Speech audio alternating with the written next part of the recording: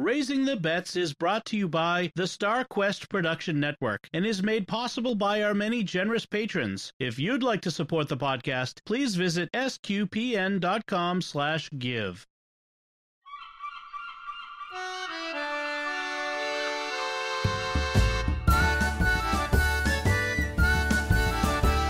You're listening to Raising the Bets, a family podcast of pirates and penguins. We're a Catholic couple raising 5 kids outside of Boston. Join us as we share the joys and challenges of marriage, homeschool, and our adventures near and far as we make sense of the world and experience the best parts of our culture. I'm Dom Bettinelli. And I'm Melanie Bettinelli. We're back! We're back. We needed a break. Yes. After Easter, we just needed a little... We just sat down in front of the mic last week and basically just like, oh, we cannot go on. No, the show could not go on.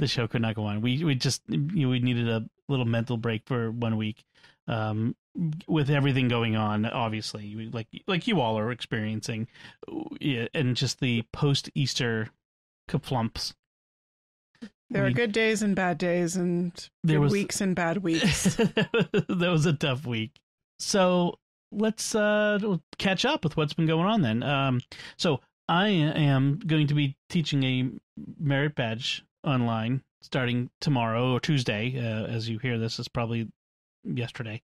Will be the first one. The local Boy Scout Council reached out and said, "Hey, is anyone willing to try to do some virtual merit badge classes online?" I'm a brand new merit badge counselor, and I stupidly said yes because I don't even know what I'm doing in general with merit badge counseling. I've never done it, and now I'm suddenly having to do it online, and I'm flailing at it, and I feel bad for the kids, but we're all learning. It's only 4 weeks, and then I can escape the agony of my failure as I do it. Good luck, kids. I know exactly what that feels like because I too have been thrown into the deep end in teaching more than once. Yes. My first semester as a graduate student when I was teaching a composition class, basically it was just like, okay, here's your class. Have fun. Teach them composition. Teach them how to write. Yeah, that was fun. It's a good thing all those parents spent all that money to send their kids to Boston College. Yeah, that was harrowing. There's the value of a college education, folks. Yeah, not to mention, by the way, that was the fall of 2001. What happened in the fall of 2001, anybody? Oh, in September of 2001, something big happened that was very distracting. Yeah, the day that I was supposed to have my very, very first student-teacher conferences in my office was September the 11th, 2001. Did the conferences actually happen? They did, because they were early in the morning, and actually right before my first conference, my buddy from the office next door popped his head in and he said, "A plane has just flown into the World Trade Center." This was my friend Nick, who was watching the BBC streaming on his laptop. I don't know how he even got his laptop to get a signal in the basement room. Again, this is 20 years ago, right? When such things were not as easy as they are today. We did not at that moment really understand the import of that. Yeah. But yeah, the so the start of your teaching career was not auspicious. It was rocky. Let me just say that it was rocky. Let's just hope that this Tuesday, and as you're hearing this, you'll know by now that some similar awful event has not happened to interrupt the awful event has already happened. Well, that's right. We're living in the awful event that's causing us to have an online virtual merit badge class. Right. So, yeah. So there's that. The other thing that's been going on is, like a lot of people, we've kind of decided to do some home stuff. Like, hey, we're home all the time anyway, but it's spring, we can't go anywhere, so let's try to do something outdoorsy. So I was going to build a outdoor garden bed that we've been talking about for right. So years ago, I built some garden beds that have since rotted away and died off and all this sort of thing. And we kind of gave up the vegetable garden idea when we got up to 4 kids. Yeah, and they were all running around. It was very difficult to keep track of the garden. And I think when we had the tomato blight, I think actually that really did us in that year. Yeah. After that, we were like, oh, what's the point? So we're back.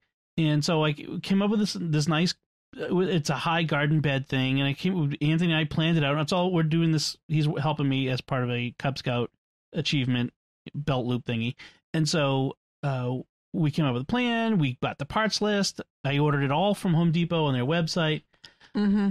Home Depot's online ordering is terrible.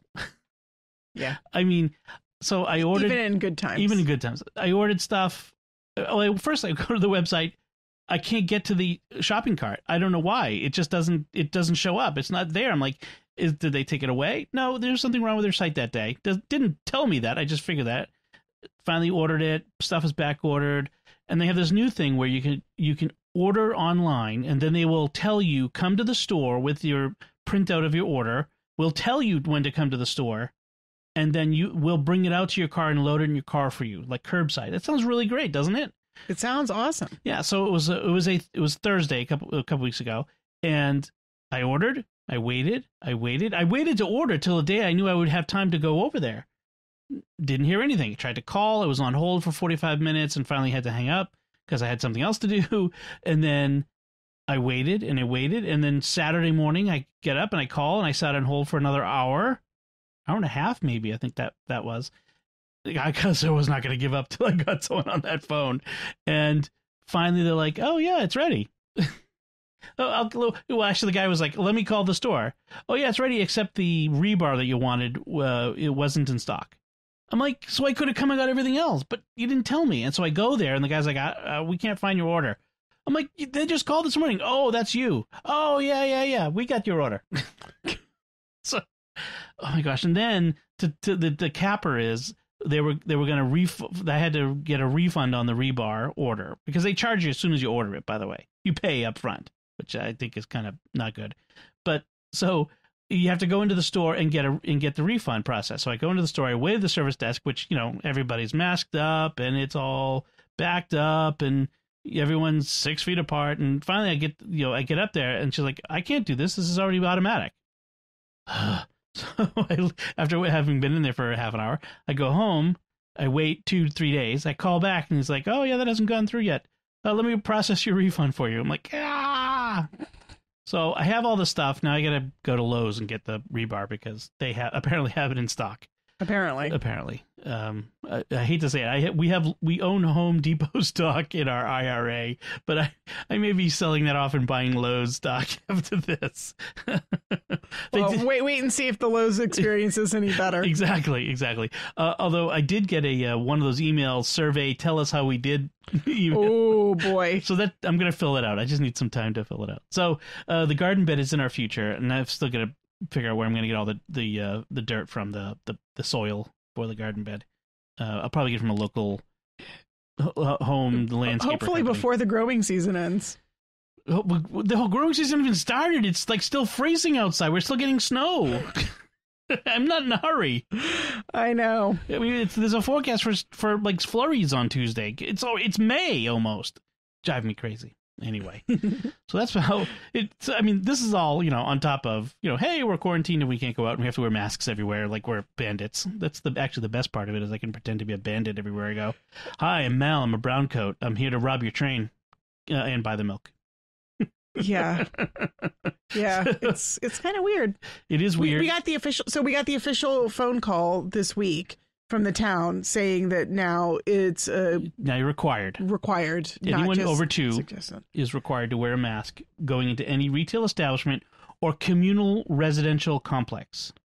Right. So if you lived in like an apartment building, exactly, you would have to wear a mask in the common areas. Yes. So yeah, anyone over 2, unless you have a reason, like a medical reason that you can't wear a mask. People who have like compromised breathing or something like that. Right. Which, then those people now have to be harassed by everyone where they go that they're not wearing a mask. But, that's life now, I guess. But it is weird just to go out and everywhere you go, everyone's got a mask on. It's it's surreal. It is. And part of the reason is because the two of the highest concentrations of the virus in Massachusetts are the towns on either side of us, and we're kind of stuck in the middle with you, like the old song from what was the Tarantino movie? Oh, the Reservoir Dogs. stuck in the middle with you. Anyway, neither here nor there. But we're stuck in the middle of the virus between these two towns, so it's kind of harrowing. So, but you got a chance to go out with the kids and get a little outdoor time. We did. I was looking at the forecast, and it's just like cold and wet and cold and wet. And then we had one day when it was like sunny, and that was the day I had scheduled for my weekly grocery pickup. Of course, it always happens. The good day always happens. I've got like something planned. But I sort of decided I'm going to try to get through the grocery run as quickly as possible, get home, and maybe we can still salvage the day and actually get out. And it worked. I got most of the groceries, most of what they had available for us to be able to get. And then got home, and then we took a hike in our town forest, which is just it's less than a mile away, but we drive to the entrance so that we can have more hiking time in the actual woods. Well, plus you also have to cross a couple of big streets to get there, which is not as safe.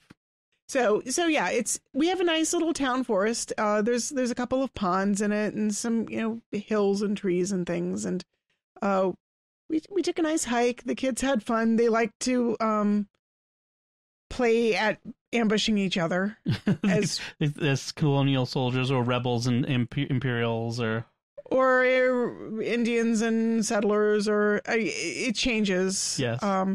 This time there were some really good ambushes. Isabella managed to spot a red-tailed hawk. She was very excited about that, and what we think might have been a vulture. Lucy fell within the first 2 minutes of us being on the trail.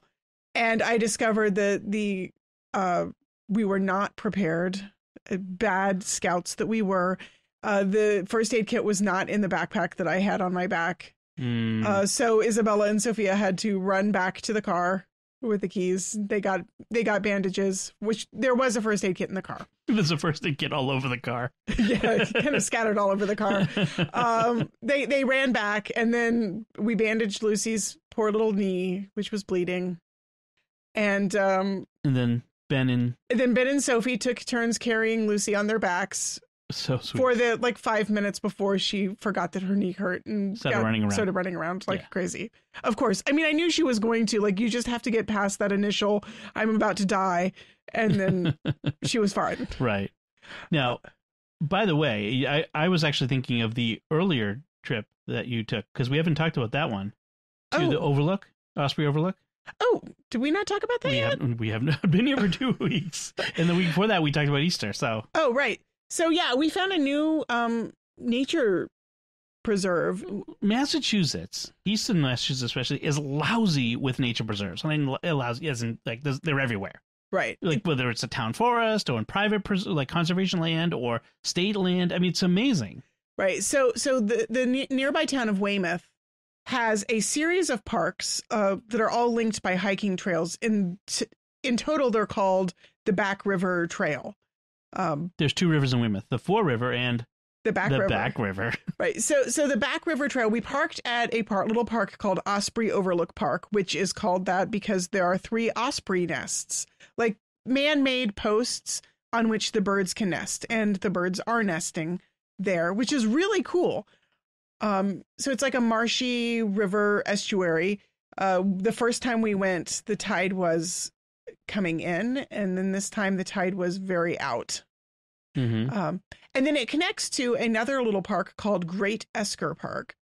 And an esker, I have discovered, is a geological formation. It's a gigantic heap of gravel left by a retreating glacier. Well, there you go. And Great Esker is the biggest esker in Massachusetts. You have a great esker of Legos. So I guess it's slightly different than a moraine because it's not at the end, but it's just deposited by the glacier. I don't know. I can't hear moraine without thinking that awful Star Trek Deep Space Nine episode. I don't know that one. You will be talking about it on Secrets of Star Trek soon. Okay, well, stay tuned. Ala Marine. Go ahead. So anyway, the first time we just saw the nest and we saw one osprey flying overhead, but the second time last week was a really great trip. We saw an osprey fishing. We saw it like hover over the river and then dive several times. And the third time, it actually came up with a fish, which was super cool. We also saw a painter doing a landscape painting, several people walking their dogs, all keeping a nice safe distance. Of course. And and then as we were heading back towards the car, tired and footsore and ready to go home, I spotted a bird perched among the reeds, and I thought, I wonder what that is. It looks different. And as I kind of stalked closer, it flew off but perched next to another bird in a tree. And I got close enough with my long camera lens. Longish. It's not a great lens, but it's better than your bare eyes. My bare eyes, much better.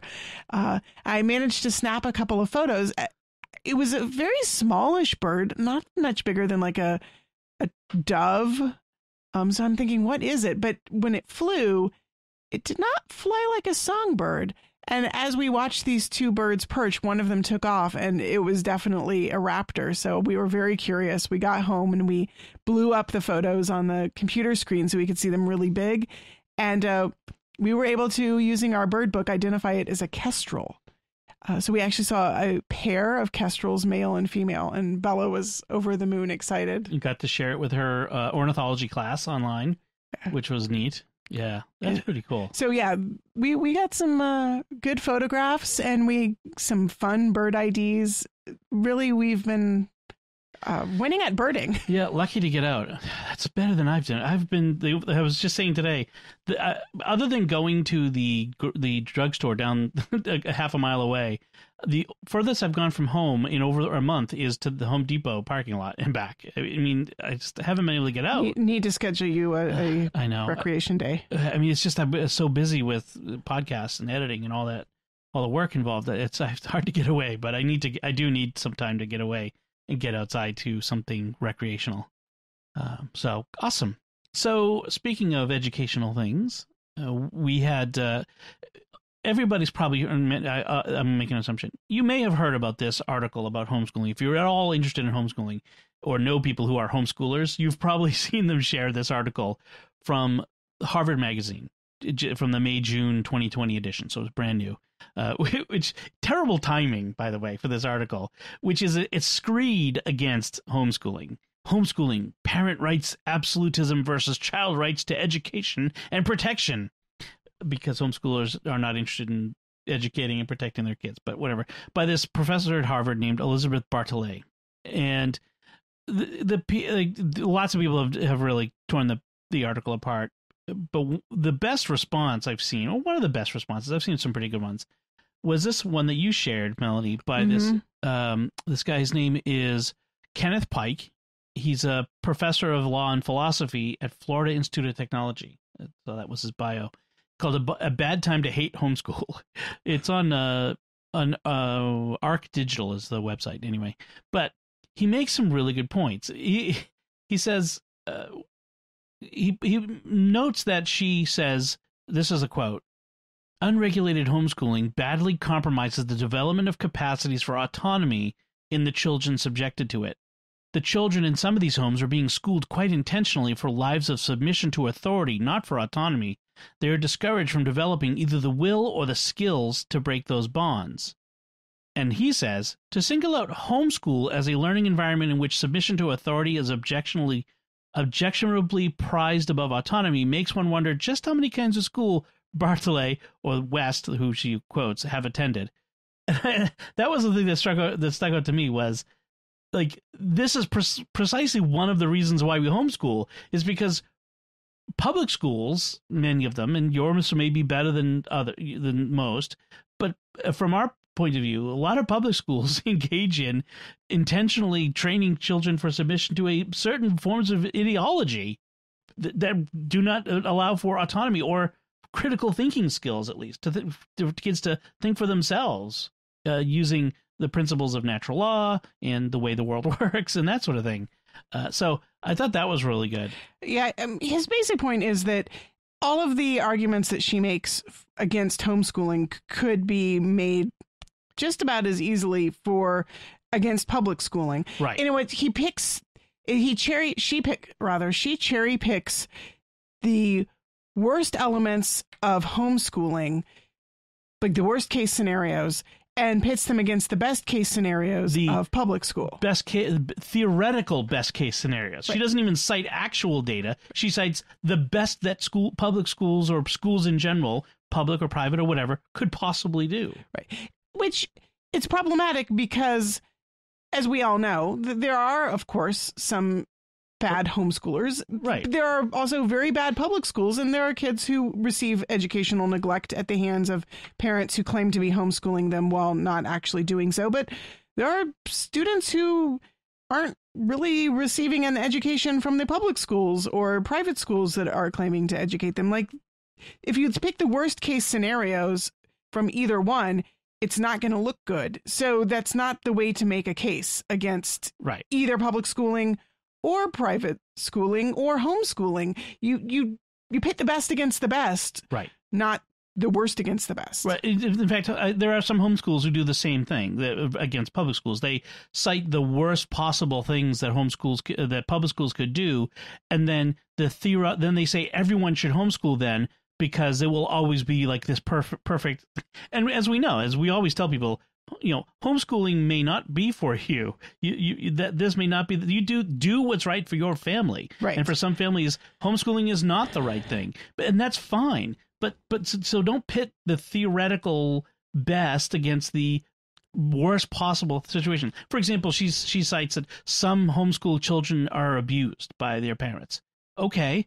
The U.S. Department of Education says that 10% of public school children are subjected to abuse and harassment at school, and 1 in 3 middle school students are subjected to bullying. I mean, is that like these are the same arguments? Like you could cite the same things against.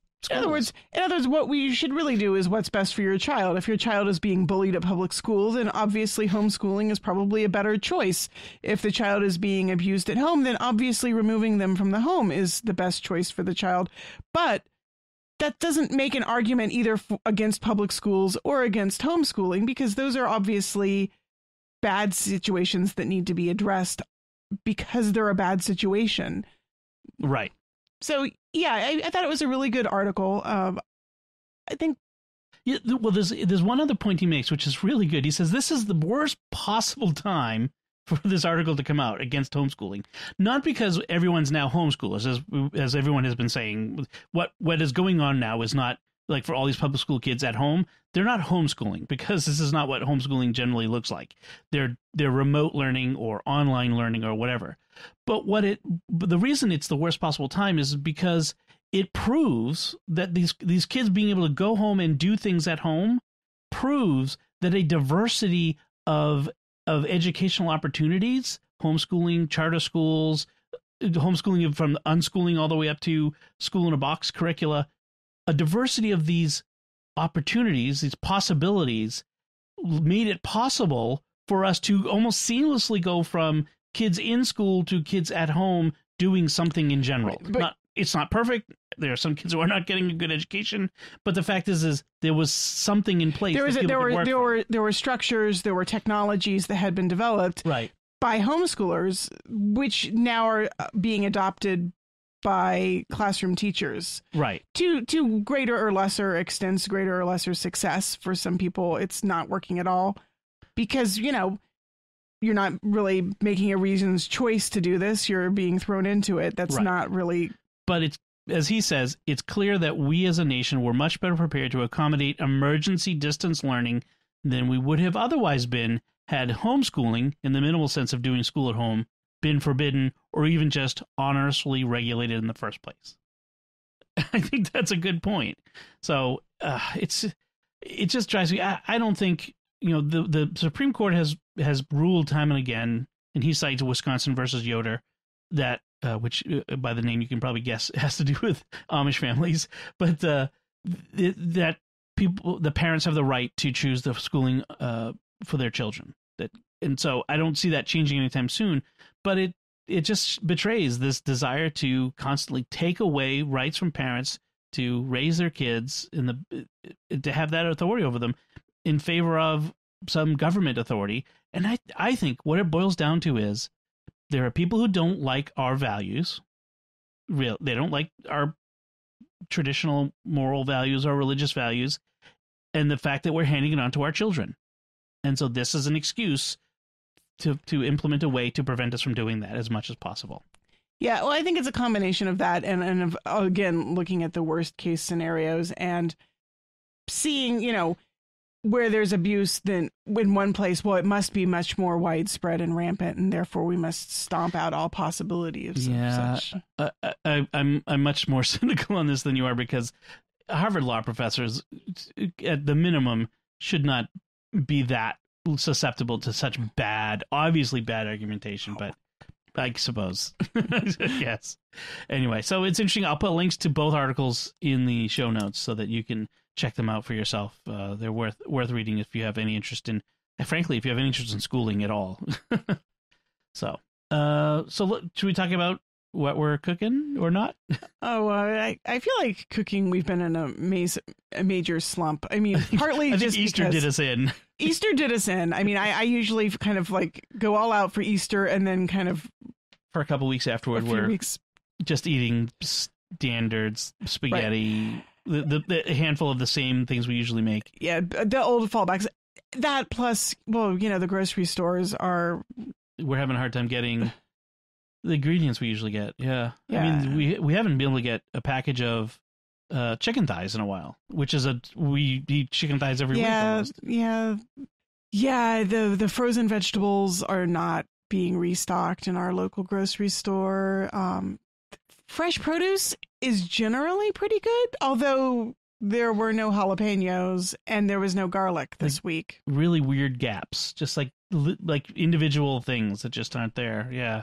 Yeah. So, I mean, we've been making some things we've talked before. Like I made that chicken fricassee dish again that we talked about before. So some of the dishes that we've talked about. So I don't want to go over the same ground again. We've ordered in a couple times just because A, it supports a local restaurant, and B, we were tired and didn't feel like cooking anything out of what we had. So we had from the local barbecue place one night, and we had some Thai another night. So that is tonight. I made a new recipe. It was a butter chicken recipe. Indian, it's Indian. It was pretty tasty. Recipe. It was pretty good. I'd make some tweaks next time. I followed the recipe pretty closely, but I'd make some tweaks. It definitely needs more sauce. Yeah, definitely needs more sauce. And I'd add some like you like to do. I'd add some vegetables, like maybe if we had cauliflower. We actually had some cauliflower in the freezer if you'd asked. Well, no, I didn't. I wasn't thinking of adding extra things, but I would. Right. But if next time I'd add like peas and potatoes and cauliflower. Yeah. And maybe some leftover green beans if we had them in there or whatever, just to kind of bulk it up, because it was like a lot of Indian dishes. It envisions itself as one main dish among a bunch of others, as opposed to a one-pot meal, which we tend to do. Yeah, I don't know how people have the energy to do like a whole bunch of little side dishes. And once in a while we'll do a couple, like that the carrot and cabbage dish that you do sometimes. I do like that one, and it's not too hard to do. It's a pretty easy dish. Yeah. I didn't have cabbage, but right. But so we get that. That was good, and most of them liked it. Well, back up, rewind. 2 of them liked it. And then 2 of them, then the other 3 had I made it just a chicken breast that broiled it in the oven, and they had that with rice. Because what are you gonna do? So that was the cooking. There's not a whole lot to. Hopefully we've got some things that may be coming. I've been grilling more too. That's the other thing. So the weather, we've had a few days of cooperation. Yeah.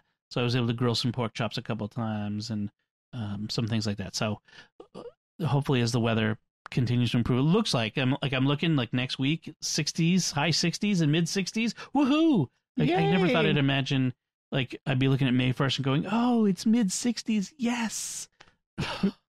That does actually sound kind of balmy. It does sound better. Meanwhile, I'm talking to my parents in Texas, and my dad says it was in the 90s this last week, and it was really hot. I mean, I don't particularly want 90s either. No, I like spring. I am not at all missing the 90-degree weather. Yeah. So But yeah, poor Dad. He overdid it in the garden and had a little fainting spell. So oh yeah, that's right. So they're keeping a close eye on him. yeah, there's the doctors actually. He talked to his doctor and they ordered a heart monitor, which fortunately they can do like by phone and by mail. He didn't even have to go into the office. Yeah, this is true. This is true. So yeah. So oh yeah, speaking of which, we actually had our first telehealth physical this week. Yes, for the two older girls. The two older girls. Not much that the pediatrician could do.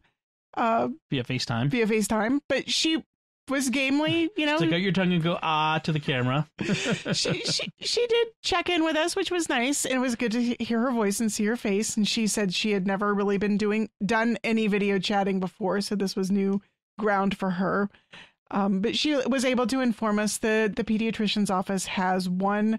They've now divided their two office locations, and one of them is for sick kids and the other is for well kids, so that if we do get sick, there is a place where we can go. Well, speaking of healthcare visits too, I mean, poor Bella, she was supposed to get her braces off last week, and so that's all on hold. And who knows when she'll be able to get them off? The poor thing. I mean, it just feels so bad for her. It's bad enough to have braces on, but you have a date and you know it's going to come off, and she hasn't said a thing. She has been very stoical. Yes, but I know she would love to have them off. Poor thing. It just feels so bad. But so all right. So let's move on to our next segment. We want to talk about what we're reading or watching. I got a bunch of stuff, but before I get to that, and I'm not going to cover it all, but before I get to that, do you have anything that you want to mention? I know you've been having some trouble settling on reading material. I have been having a really hard time focusing. I mean, I've got several books that I've kind of started and put down. And this week, I'm about halfway through a novel called The Lady and the Unicorn by Rumer Godden, who's one of my favorites. It's one of her early novels. It's set in India, in Calcutta, and it involves three sisters. Religious sisters? No. Oh, sisters. like biological sisters. Okay.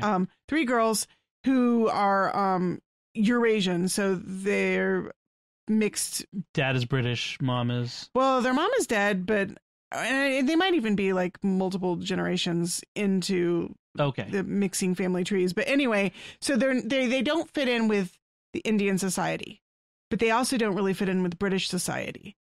So they're sort of stuck in this middle ground where they don't quite fit in. And one of the girls falls in love with a English boy, and I like it so far. There's been some grim stuff about like illness and death. Oh yeah, dysentery and because why not?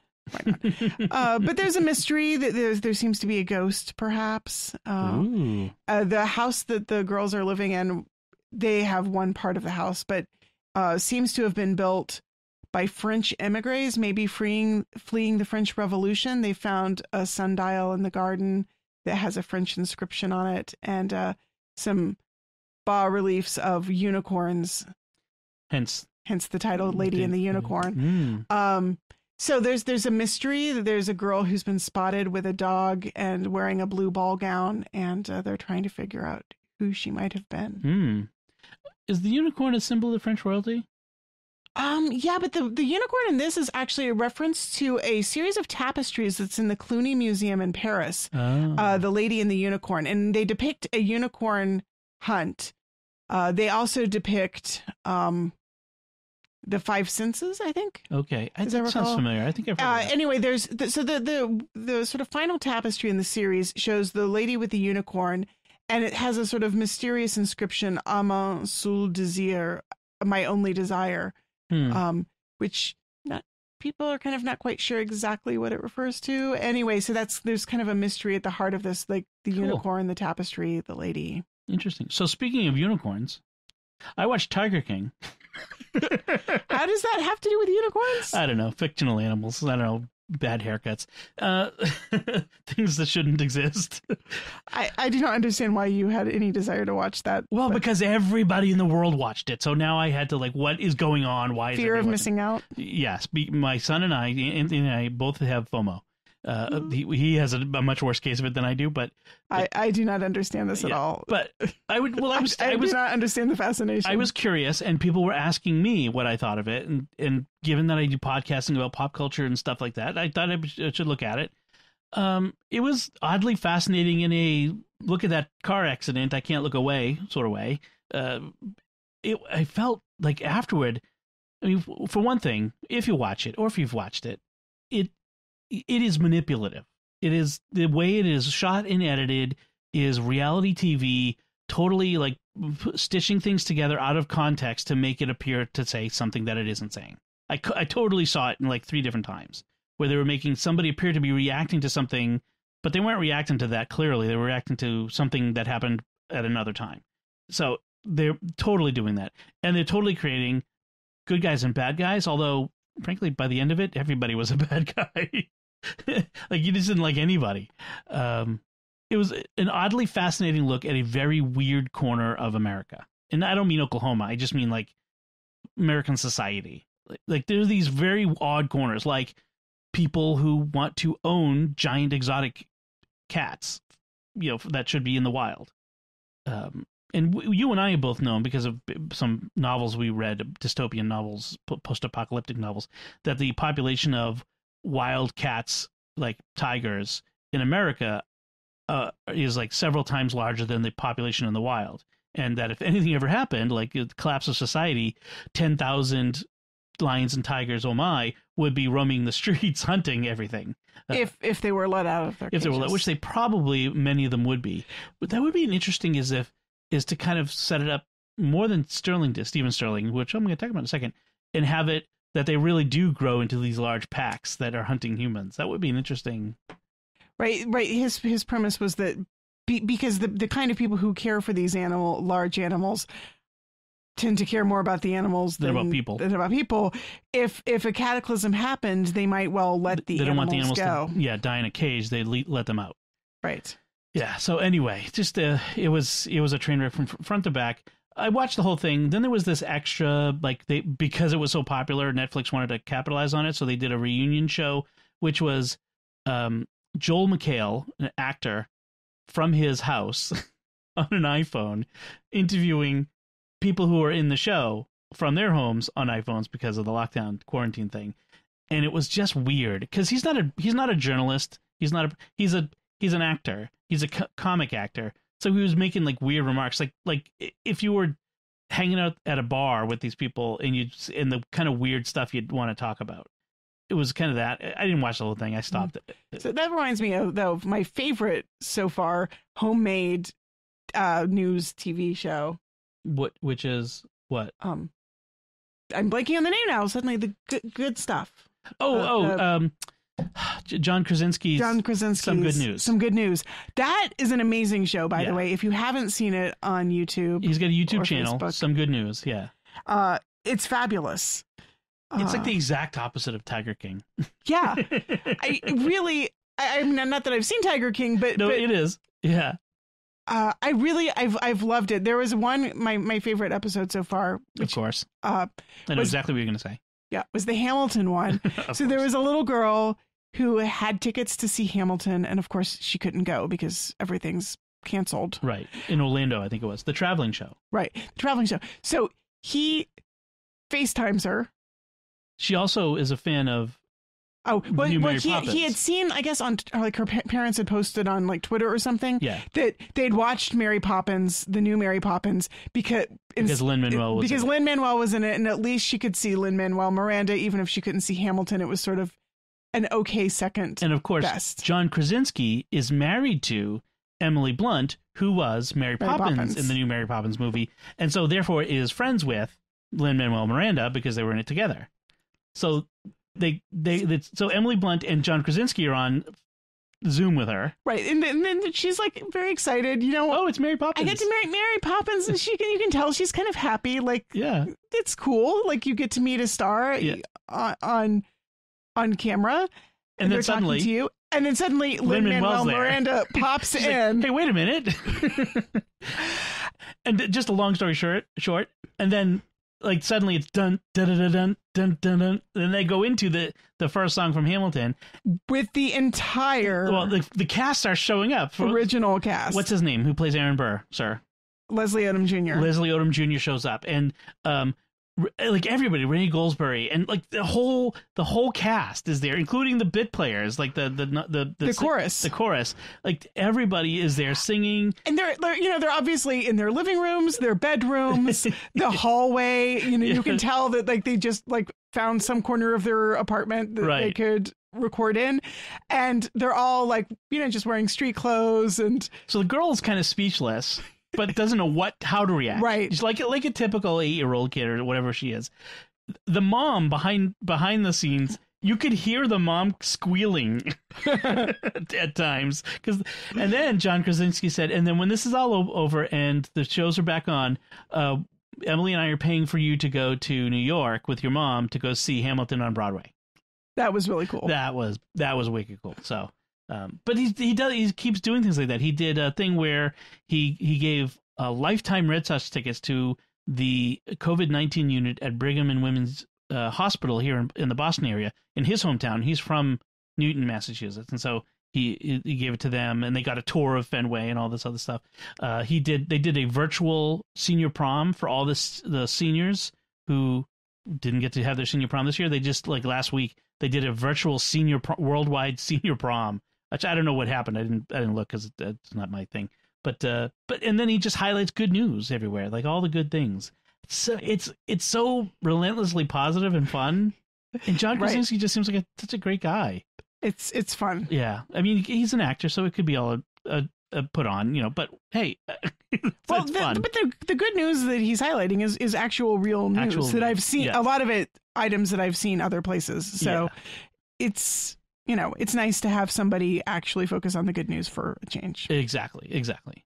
So something else I wanted to mention that I read, speaking of Stephen Sterling, I finished his book called Shadows of Annihilation, Black Chamber. It was the third part of a trilogy, of an alternate history trilogy. And the alternate history starts with Taft, William Howard Taft, President Taft, who in this book dies of a heart attack before the nomination for his second term, I guess it was, and the vice president can't run for whatever reason. So, long story short, Teddy Roosevelt gets reelected as president again, and has learned his lesson from the first time, and implements this massive change in American policy. And there's a fascinating element to it, which is a lot of what we see Roosevelt implement looks familiar from these elements of eugenics and socialism and this nationalism where the individual subsumes to the state. But all this occurs before communism, before fascism, before all that stuff. And so therefore it doesn't carry the stigma that it does today. And so there were elements of it, like people like us would be like, oh, they're very much big family. Having a big family is important. Very pro-family. It's in like certain conservative values. But then there are other things where it's like, the importance of the state and other stuff. It's kind of fascinating to see what happens over time, including what happens with World War I in Germany and some of the things. And but that's sort of the big picture. The smaller picture is he creates a secret police. This is long before there was a CIA. But a sort of equivalent to the CIA called the Black Chamber. They're part of the Secret Service at this point. And we follow this one particular Black Chamber operative who she goes through these various adventures with this companion, this Irish-American woman from Boston. There are parts of it I don't like. He spends a lot of time with characters sitting around talking about the world that he's created. Like how this new alternate history works. So it gets kind of long at those points, and he gets really into there is an immoral relationship between the two women. Just put it that way. That I just found kind of tedious, like overdone, and it didn't even really feel all that believable the way they reacted to each other. It was sort of like, I don't know, it was kind of weird. So I don't know that I can recommend it, I've liked other books of Sterling's, but I really liked the idea and the premise, and I'm kind of into this alt history stuff, and it's kind of fascinating to me, the alt history aspects of it. Mm-hmm. So not a recommendation, but just something interesting. And then recently watched, and this will be the last thing I mention because I got a couple of things, I'll save them for next time. But season 6 of Bosch on Amazon Prime. Bosch is a detective, a homicide detective in Los Angeles, who it's a character from a book by Michael Conley. So they've adapted it for TV, and the character's Harry Bosch, or his real name is Hieronymus Bosch, the Flemish painter, Dutch painter, Yeah. European painter. But his parents apparently liked the association. But he's a LA detective. It's its 6th season. It's a really good show. The 5th season lagged a bit. I think the 4th and 5th seasons were not as good as the first 3, but this one really picked right back up. I really felt like this was as good as any of the other seasons. And there's one more season left, season 7, that they've said is going to be the final season. So it's very interesting. I really kind of like it. I like especially the relationship between him and his daughter, especially as it's developed. Like the first season, she's like a 14 or 15-year-old, but now she's a college student, and they've really developed their relationship. This father-daughter relationship was really cool. I really like the way they portrayed it, and I like the actor Titus Welliver. I've liked him in things he's done. He was in Lost. He was the black smoke monster. Right. Yeah, the human version of the smoke monster. But so I really like Titus Welliver. He's really good. So Bosch, check that out on Amazon Prime. So those are what I had to I feel talk like about. I should say that I've watched something, but I can't remember what I've watched. Well, you watched Clone Wars. I come to bed last week. Clone Wars? Star Wars. Was it Clone Wars or Rebels? No, I watched. I caught up with the kids on the Star Wars Rebels. Right. So I come to bed and I see that you're watching Star Wars Rebels. And I'm like, you've never been more attractive to me than now. Oh, I also watched Thor. Oh, yes, the original Thor movie. Which I'd never seen. Recently I read the D'Aulaire's Norse mythology to the kids, and it was kind of weird, surreal to see it portrayed on the screen. And I mean, elements of it are pretty much right out of the myth books. The kids' picture books. In fact, at one point, there's a great scene where the modern Americans actually go into a bookstore and pick up a kid's book of Norse mythology and are looking at it. And I really liked that nod. It wasn't D'Aulaire's, but it was a different one. Yeah. Yeah, that's one of the things that with the Marvel universe, they really dig deep into the Norse mythology. You got Heimdall and the Rainbow Bridge. And like all of that stuff is in there. That was kind of fun. I mean, I didn't necessarily agree with all the the portrayals of all the characters weren't necessarily what I would have imagined them to be. Did you watch? You said you watched Ragnarok. I also watched Ragnarok. Yeah. So Kate Blanchett as Freya. Yeah, that was weird. So like, because you haven't really watched any of the Marvel movies. You've seen Guardians of the Galaxy. I've seen Guardians of the Galaxy, and I've seen Iron Man. I think I saw the first Iron Man. Right. I think that's it. Yeah. I mean, I have a lot of friends who are Marvel fans, but and it's not that I don't.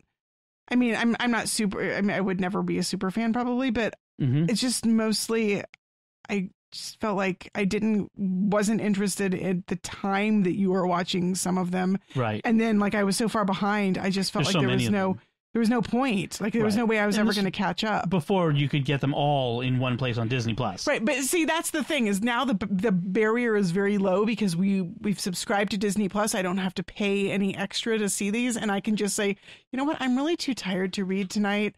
I don't feel like doing anything. I just want to watch a stuff blow up movie.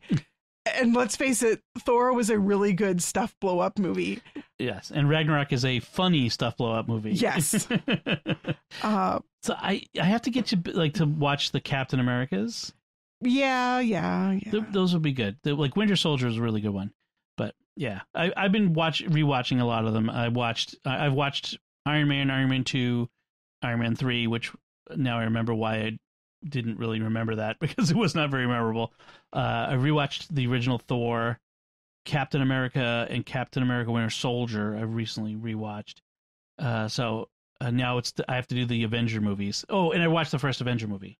But this week I have to watch Avengers Endgame, because we're going to be talking about that for an upcoming episode of Secrets of Movies and TV Shows. And I think I might actually sit down with you and watch it. She's going to jump right to the end.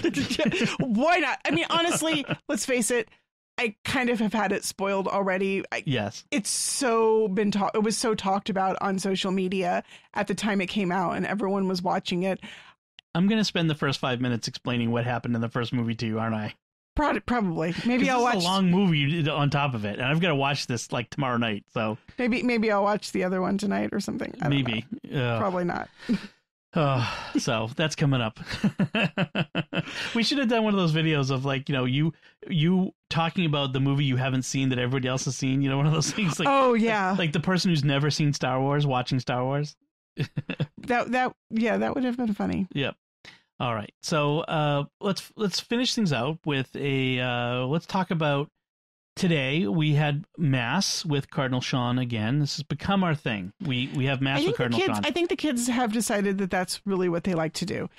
I feel a little bit bad because our parish is live streaming. Our parish is now live streaming, but the sound quality isn't great, and the time of day when it's airing is also awkward time, like late. It's late. It's later than our usual Mass. Right. I mean, it's like 11, which once you're done with that, the day's gone. Like, in fact, today felt like the day was gone because we didn't finish Mass until 10 o'clock. And so that felt like the day was gone. So we usually go to an 8 o'clock Mass. Right. So, but Cardinal Sean is doing a Mass. I think he's doing daily Mass at Catholic TV. And on Sundays, they do they record it on Saturday for the anticipatory Mass, and then they edit it to fit in a half hour. It's very tightly edited. Very tightly. But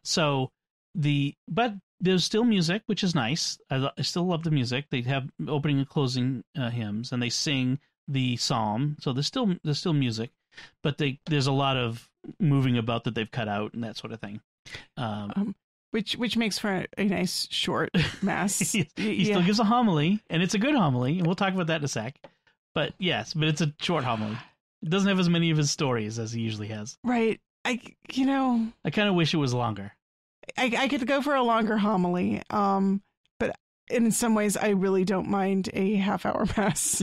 I mean, because you're sitting at home watching the TV. Yeah, because you're sitting at home in the office, not even, Yeah. Yeah, it's so different. And in fact, I've heard from some people who say they've given up on even watching Mass on the live stream. I feel like for our family culture, it works for us. Yes. And I do not cast any aspersions. If live streaming Mass does not work for you, I am not judging you. 10 years ago, it wouldn't have worked. No. Or how old is Ben?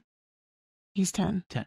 Like even 6 or 7 years ago. Yeah. There was a time when Ben spent Mass laying on the floor under the pew because he just couldn't bear it. Yeah. And so what it would be like here, trying to make them sit when they were that young, sit and watch a TV of Mass. Right. If we had anybody younger than Lucy, there would be running around the house. They would not be sitting and neatly watching. I get it. I'm not holding anybody to that standard. But for us it works, and the kids generally are all really engaged. They sit, stand, and kneel and say the responses, and I think that it really works for us spiritually as our domestic church, our form of keeping the Lord's Day.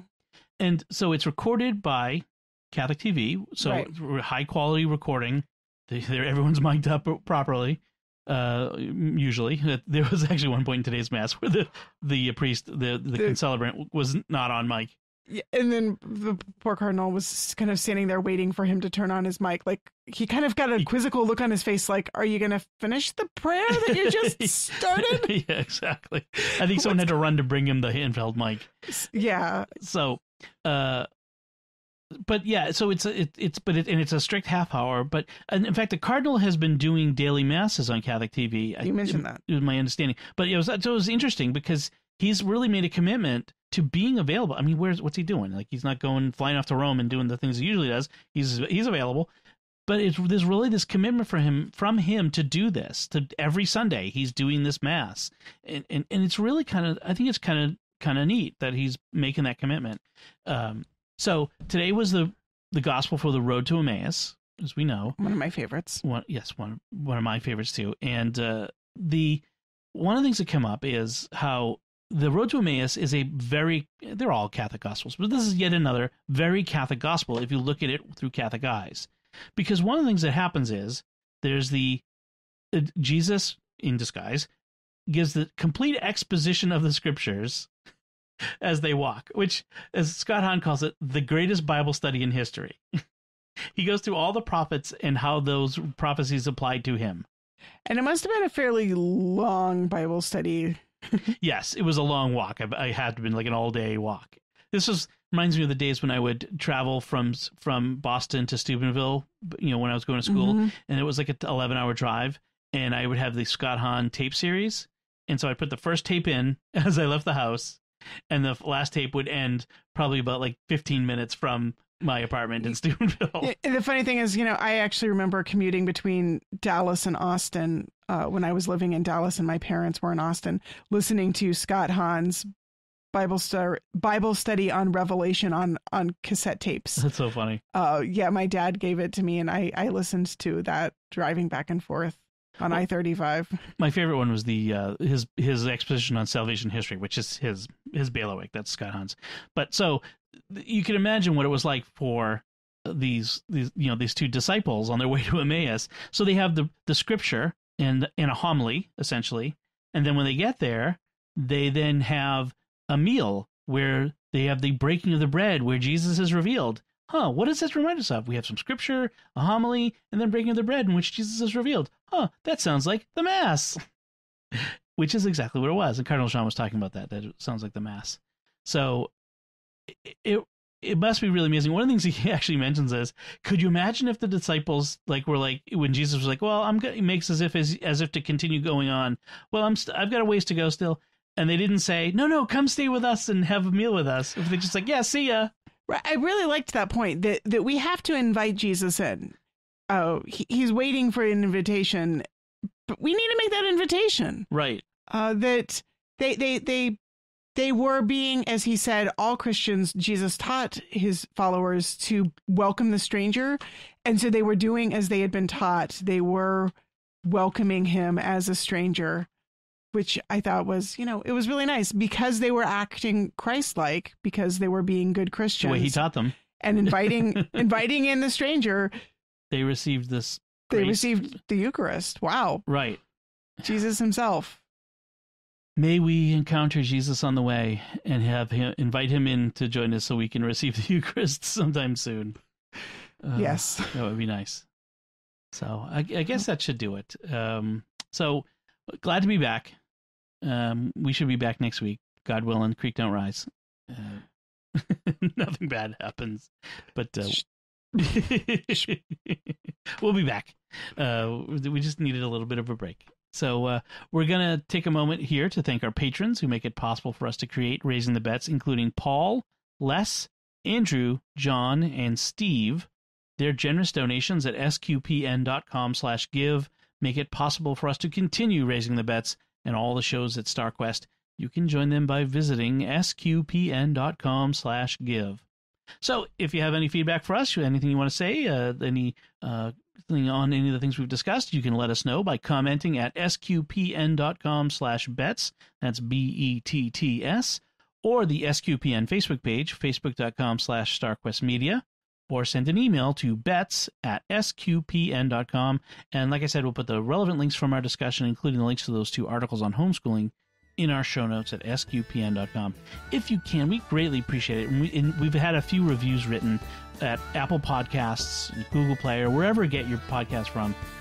We really do appreciate it, because not just because it strokes our ego, because it does, but because it helps other people find the show. Those reviews goose the system and encourage it to show the podcast to other people when they're searching for things. So we really appreciate that. And if you can share the podcast with your friends, help us grow this community of listeners. We really enjoy connecting with you all in this way through this podcast, and we love that the podcast audience has been growing. Very gratified by that. So until next time, I'm Don Bettinelli. And I'm Melanie Bettinelli. Thank you for listening to Raising the Bets on StarQuest.